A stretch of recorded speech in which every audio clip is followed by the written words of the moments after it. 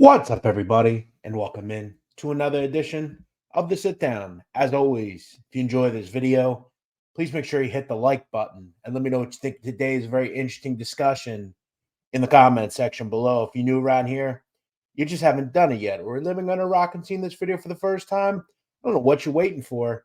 Hit that subscribe button below now so you never miss another sit down video. If you're currently listening to us on iTunes, Spotify, or Google Podcasts, welcome in. As always, make sure you leave us a detailed review and let us know what you think of the show by giving us 5 stars. It's greatly appreciated. What's up, everybody? My name is Jeff Nadu, and we are back with yet another episode of the Sit Down. This is episode 134. Before we get started, make sure you check out our friends at Pravada Cigar Club.com. On Friday, I will be releasing our signature cigar just in time for Black Friday and the holiday season. I urge all of you to get excited. I hope you opine and go check out a great blend of products that we created exclusively for the sit down. PravadaCigarClub.com. I'll give you more information on that later in the week. I hope all of you as well have a very happy Thanksgiving. Thanksgiving is a great time of the year, and we embark on the holiday season. For me this year, it's a bit different. As many of you know, my father passed away about 2 months ago, and it'll be hard for us to do this without him. However, we still have a great family unit, and I wish all of you a very happy holidays. Before, though, we get into the Thanksgiving holiday, we have a sit-down episode to get to, and this week, we're going to do a really interesting one. Last Friday, November 17th, this individual was killed in Montreal, Canada. Who exactly is he? Well, his name is Gregory Woolley. And if I told you he was one of the leading organized crime kingpins in Montreal, would you believe me? Well, you should. His connection to the Mafia, the Hells Angels, and more made Gregory Woolley a very rich man. The story of Greg Woolley, from Port-au-Prince, Haiti, to the king of the Montreal underworld. Next on the sit down, Gregory Woolley was born in 1972, and he is originally from Port-au-Prince, Haiti. If you know anything about Port-au-Prince, today it is one, if not the most dangerous cities on the planet. But back in the 70s, when Greg Woolley was born, it had always been a massive migration point for Haitians. Recently, we would find out over the last 10 or so years that in Quebec, Canada, the top source country for immigrants actually come from Haiti. And it's always been a destination for Haitians. The immigration would start in the 60s and it would really pop off in the 70s. Today, it can be said that over 150,000 people of Haitian descent live in and around Montreal, Quebec, Canada. The two biggest immigrant groups over the last 50 years to enter Montreal, Haitians and Italians. Now, Toronto is similar in terms of there's a lot of Italians in Toronto as well. Gregory Woolley was someone who, like many other young Haitian immigrant men, would fall into criminality. He would come up in the area of St. Leonard, in and around Hochelaga in northern Montreal. These are areas that a lot of Haitian immigrants would flock to. And for Gregory Woolley, this was an area rife with gangs. Now, gangs began to pop up in and around this area in the late 70s into the early 80s. One of them was a group called the Master B Gang. At one point, the Master B Gang was led by a person called Bouvier Jean, who was a Haitian immigrant as well. He would actually find the gang at the age of 19 in the mid 80s. And this group would begin down the road to dominate the drug trade in that area of Montreal in the 80s. Now, Greg Woolley, really into the late years of his life, even up to the time of his death, operated out of an area called Hochelaga Maisonneuve, which is not far from the old Olympic Stadium. You obviously see Laval not far away, northern areas of Montreal. this is a stronghold for various criminal gangs. And Greg Woolley quickly became a very important person in the underworld. It was discussed early on that Greg Woolley was a natural leader. He was a successful guy. He knew how to speak to people. He was a pragmatist, knew how to be cool with everyone. And you have to remember, these big groups, the Hells Angels, the Italian Mafia, they all use these smaller street gangs to push their product, right? If you have drugs and you're Vito Rizzuto, you're not generally selling them in your neighborhoods. You're pumping them out to some of the ethnic neighborhoods like these black areas. And people like Greg Woolley and people like the Master B gang were integral in pushing the street level drugs. Greg Woolley was said to be very respected very early into the early 90s. The most important connection that Greg Woolley would make was with members of the Hells Angels motorcycle club. He would set up a connection to buy drugs through the Hells Angels and would eventually become a confidant of legendary Hells Angel member Maurice Mom Boucher. Now, if you don't know who Mom Boucher is, I would highly recommend. We'll probably do a show on him at some point. Mom Boucher was essentially the original godfather and the president of the Hells Angels, an outlaw biker club in Quebec. Now, remember, the Hells Angels are a worldwide organization. They have chapters in Australia. They have chapters in the United States. They have chapters in Europe, everywhere. Canada is no different.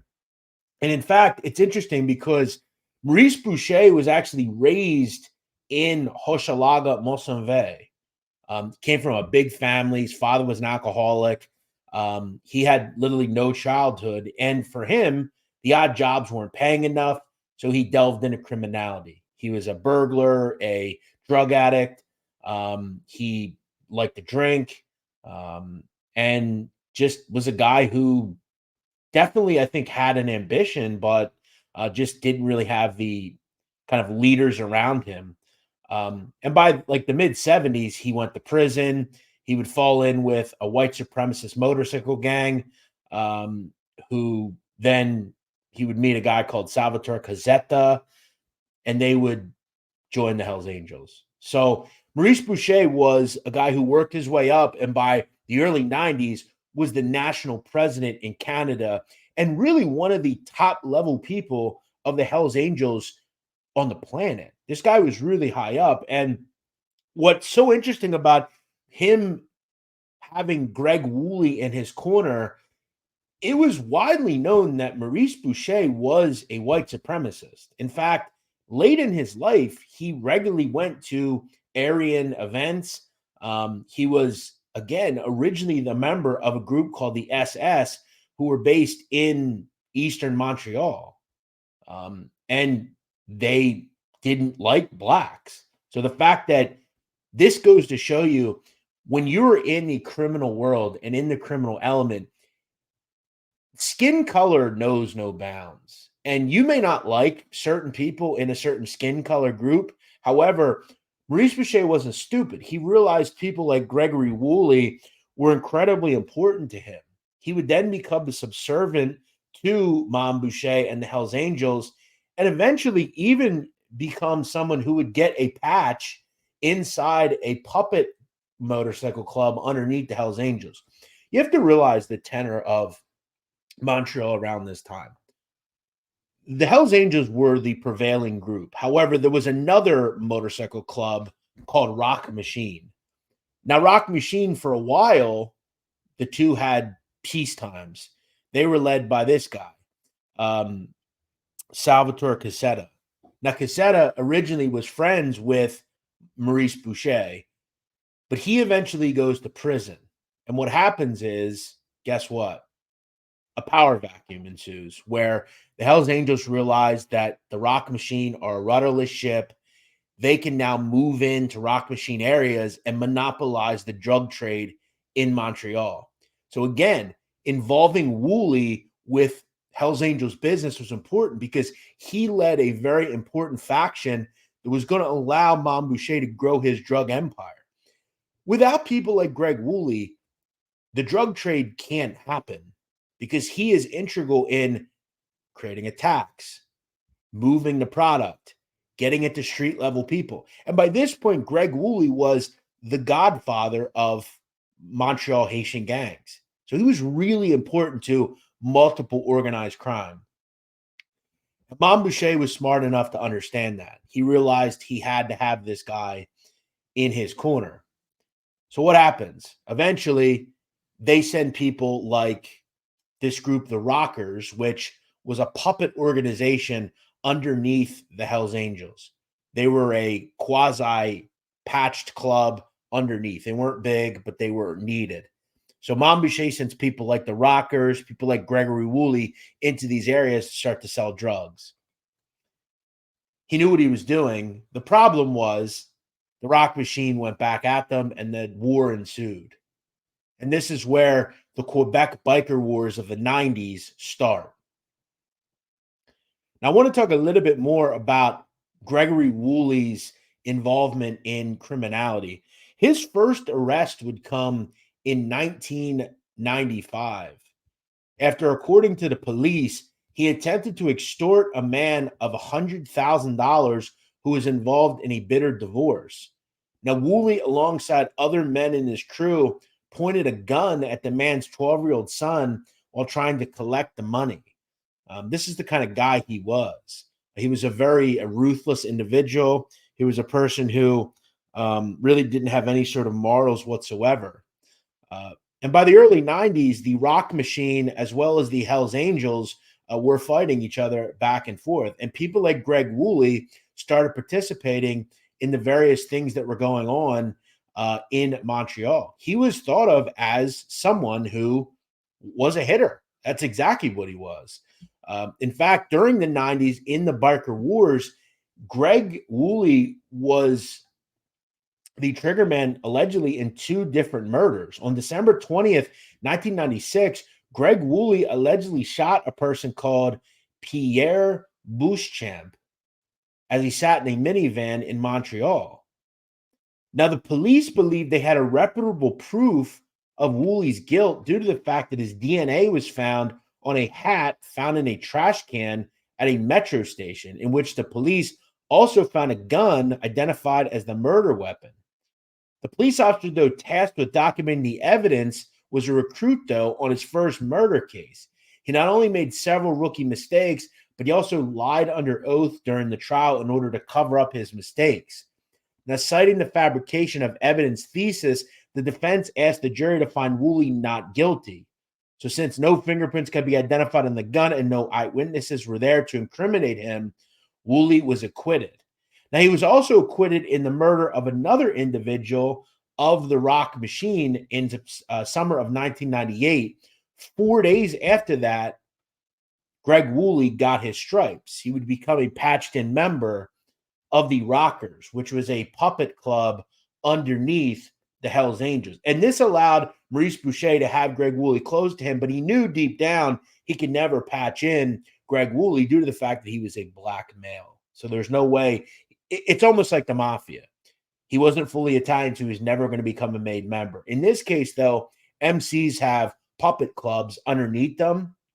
So, for instance, if you've ever seen Sons of Anarchy, Jax Teller and the Sons of Anarchy have this black motorcycle club that does work with them, right? They're their own group, their own connections, but they help and work as a puppet club underneath the Sons of Anarchy. Now, late in the show, they do away with the old world values and patch those people in as well. Those, I forget what their group was called, whatever it was, but that's a similar situation here.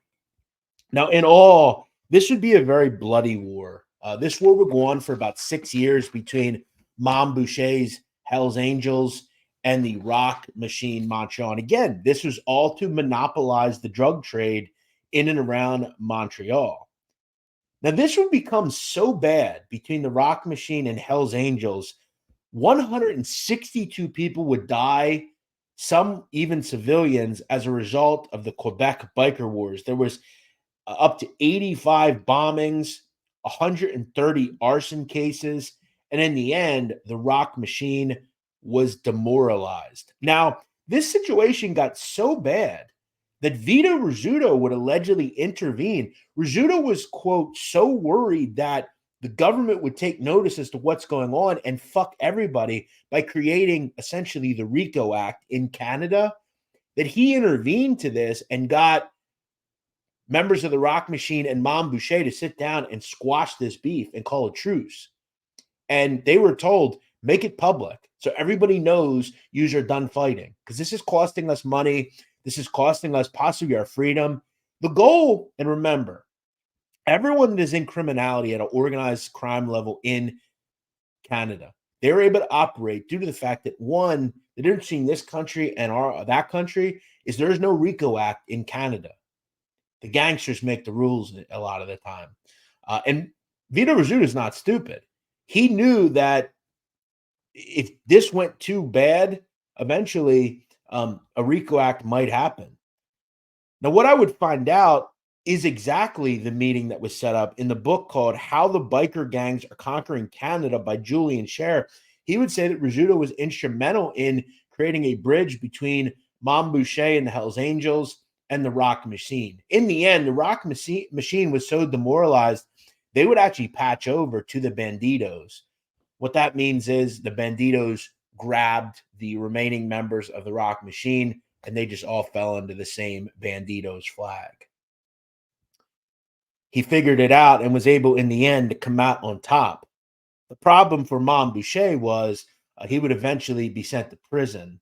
This would all come from the fact that during the involvement of him in the war, he set up to have two correctional officers, Diane Levine and Pierre Rondeau, killed in 1997. They had been chosen at random. So he was sent to prison and would ultimately die there several years ago.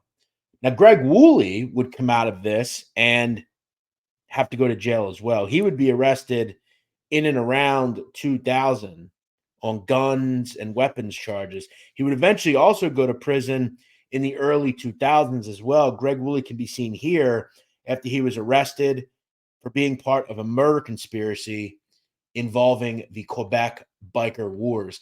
For this, Greg Woolley would get 54 months in a Canadian prison. Now, during his time in prison, Greg Woolley was seen on surveillance photo allegedly beating up a fellow inmate. Minutes later, that same inmate was stabbed up by two members of Woolley's crew. He would be paroled in the late 2000s and head back to the streets. Now, the good thing, though, for Greg Woolley is he continues to meet very important people. The streets talk. Montreal is not that big, especially in high-level criminal organizations. Vito Rizzuto knew who Greg Woolley was. And inside prison, guess who he meets? Greg Woolley. Vito Rizzuto was arrested and faced charges in the Three Capos hit in New York in the 80s. He would fight extradition and remain in prison until 2006. And this is where he met Greg Woolley. He makes a call to the street, and Greg Woolley gets involved with his son, Vito's son, Leonardo Rizzuto, and Stefano Solicito. So again, these crime families, the Hells Angels, the Rizzuto crime family, they're not stupid. They know they need people like Greg Woolley on the outside. And everyone now is working in tandem. It's not just the Rizzuto crime family. They're working as well with bikers. They're working with people that they know they all have a triumvirate with, and they all are an alliance, and they control the flow of drugs, which is hundreds of millions of dollars on a yearly basis for members of organized crime. Now, as I said, Greg Woolley would get out of prison in the early 2010s, and his strong leadership was helpful. Now, for the alliance that they were called, the bikers and the Rizzuto crime family, as well as members of the Haitian organized crime world, what they were doing is getting marijuana from provinces in Canada like British Columbia through grow farms. They were then selling it on the street and taking the profits they were making and investing in cocaine. They would be getting cocaine directly from Cartel de Sinaloa in Mexico. We know how big the Sinaloa cartel is. In fact, multiple people had been arrested in the early 2010s for transporting cocaine, including multiple Canadians from Quebec. This was said to be the connect between the Sinaloa cartel and Canada. Now, the good thing that this all worked, everybody had a job in all of this. The Hells Angels Motorcycle Club was then taking the cocaine and marijuana that the people in Quebec were getting, and they were transporting it over the border into New York City. So criminal organizations, mostly the mafia, street gangs in New York, were getting their drugs directly from the mafia and the Hells Angels, and the Hells Angels were transporting it into America. Greg Woolley continued to set up his own shop in his native area of Hochelaga, Maisonneuve. Now, it was said by street-level dealers that not only if you were in Maisonneuve, you were also paying a tax to operate by Greg Woolley. In fact, Greg Woolley had a rule that to operate there, you not only had to pay a tax, but you had to put up deposits for your drugs. So there wasn't any messing around. Now, at one point, a person who bought drugs off Greg Woolley would say he estimated between a 4-year period, he purchased 90 kilos directly from Greg Woolley. And that's just one dealer. There could be dozens of dealers. Each of them's getting 100 kilos. I mean, the amount of drugs being sold by this guy is gigantic. And what this turns into is Greg Woolley becomes a rich man. He's really powerful. And this would be displayed in a conversation between Stefano Solicito on the right and Leonardo Rizzuto, the son of Vito Rizzuto, on the left, where they talk about Greg Woolley. In a 2015 conversation in a wiretap, Solicito can be caught discussing Mr. Woolley, essentially saying that they trusted him as much as anyone else in the organization. In their own organization, they shared secrets with him. His reputation was very high and heavy. They respected this guy a lot, and he was really helpful with them. At one point, Solicito would discuss the extent of Woolley's influence. I know Sal's reputation. I don't have that relationship I have with Greg, Stefano Solicito says. Greg, I see once, twice a week.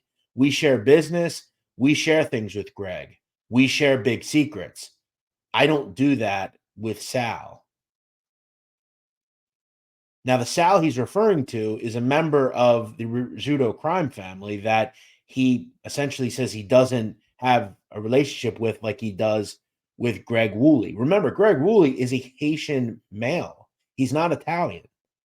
So that shows you the level of respect. In fact, Greg Woolley can be seen here exiting the funeral of Vito Rizzuto in 2013. I know I've said it time and time again, but Woolley was incredibly respected and powerful. And he had came from being an immigrant in a poor suburb of Montreal to being one of the leading organized crime figures that put together multiple organizations. In fact, he was one of the people that brokered the early relationships between in the 2010s between the Hells Angels and Rizzuto crime family. The person that made all this money was, there were a bunch of them, but he was able to do it to allow everyone to make that money. And in the purposes of doing this, Greg Woolley became a very rich man. He had a huge home outside of Montreal. I will say he needs some landscaping help. He was also purchasing beautiful cars. He had a beautiful wife.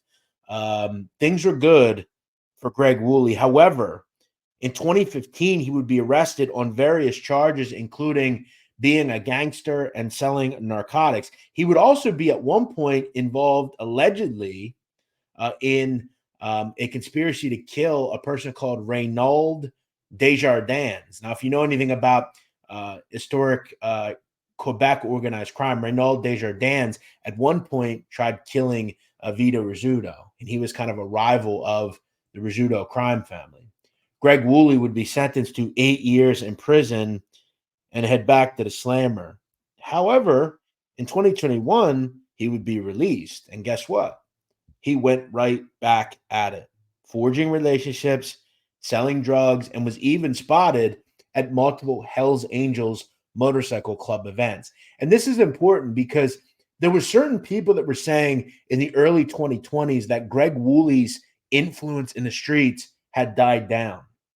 However, he was seen around Rizzuto crime family people and he was seen around Hells Angels motorcycle club people. What I have a wonder is in and around the last 2 years or several years, the relationship between the Hells Angels and the Rizzuto crime family has severed. In fact, multiple people have been killed recently or shot at recently. If you know anything about Leonardo Rizzuto, he was shot last year while driving in a car in Laval. Now he was unharmed in that case, but he was shot at.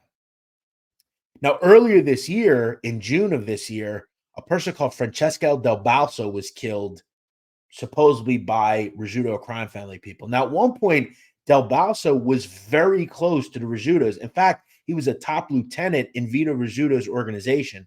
Huge bookmaker, very connected. He fell out of favor. He created his own group, and it's alleged that Leonardo Rizzuto had him killed. Now, he was coming out supposedly of a meeting with the Hells Angels. I've also heard Hells Angels set him up. So there's a lot going on in Canada. This is a war happening right now in Canada. There's tremendous organized crime on a daily basis going on there. You know, we hear so much about what's going on in the mafia today in New York and Philadelphia. Who cares? It's not even interesting. Canada is where it's popping off right now.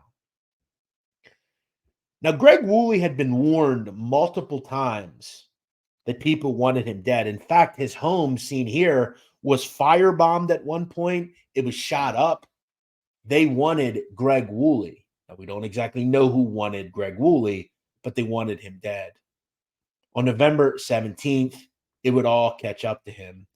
Greg Woolley would be shot multiple times in front of his wife and week-old daughter as he exited his Lamborghini Urus in a parking lot 25 miles south of Montreal. Now, again, remember what I said. His child and wife watched this happen. And I know a lot of people are going to say, wow, that's ruthless.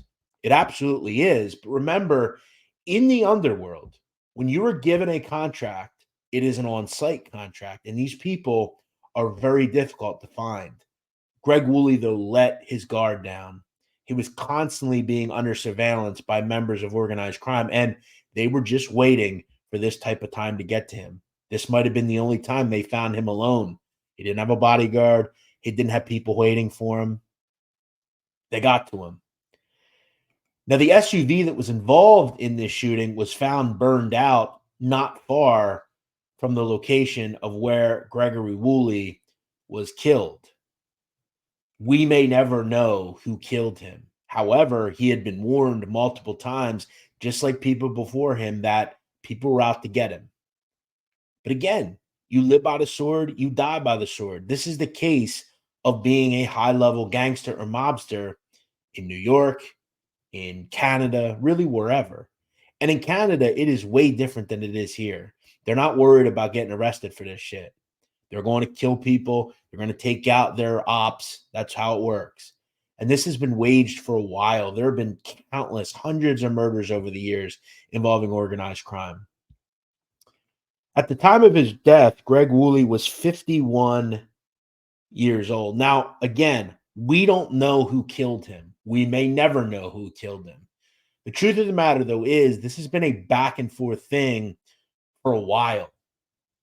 My guess, and again, this is just my guess, Greg Woolley had always been close to the Rizzuto crime family.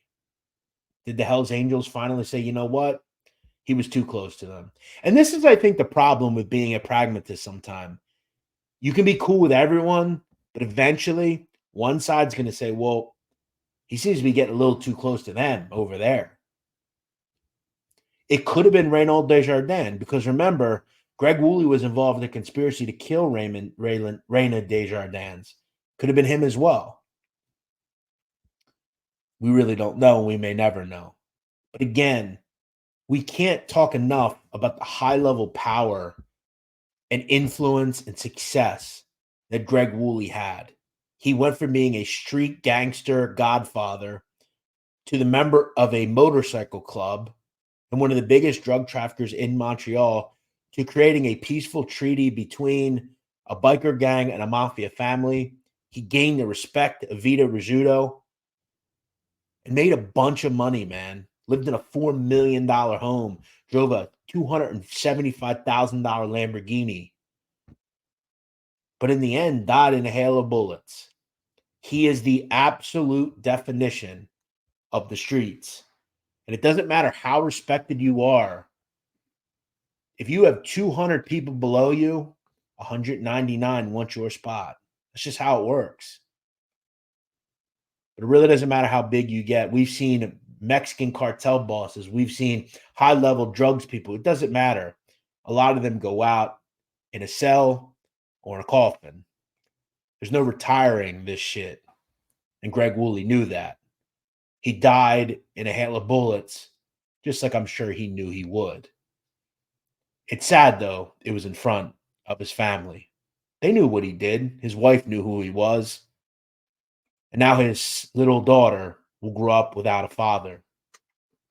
A hood legend for sure, but not much above that. I hope you enjoyed this video. I know this episode's a little bit shorter than normal. We usually try to do about 45 minutes, but I think a shorter episode can always be helpful, right? We don't always have a bunch of time to listen to these shows. Whether you're listening on audio or video on YouTube, thank you for being here each day. We continue to gain a whole lot of views and listens, and it means the world. We have created quite the show here on a weekly basis. If you're on YouTube, before you go and you'd like to give back to our channel, feel free to hit that super chat or super thanks button if you're listening later. Any donations that you send are always helpful. And again, get excited. New cigar is dropping on Friday, and I can't wait for you guys to check it out. I will let you all know very soon where you can find it and when it's available. We're going to do little, you can buy one, you can buy 5, you can buy however many you want. We'll run some contests, have some fun with it. So I hope you opine and get maybe your dad or yourself or someone you know that might enjoy it. Get them a cigar and let them know what you think of the sit down. Thank you all for watching. We'll see you next week here on the show. Have a great Thanksgiving.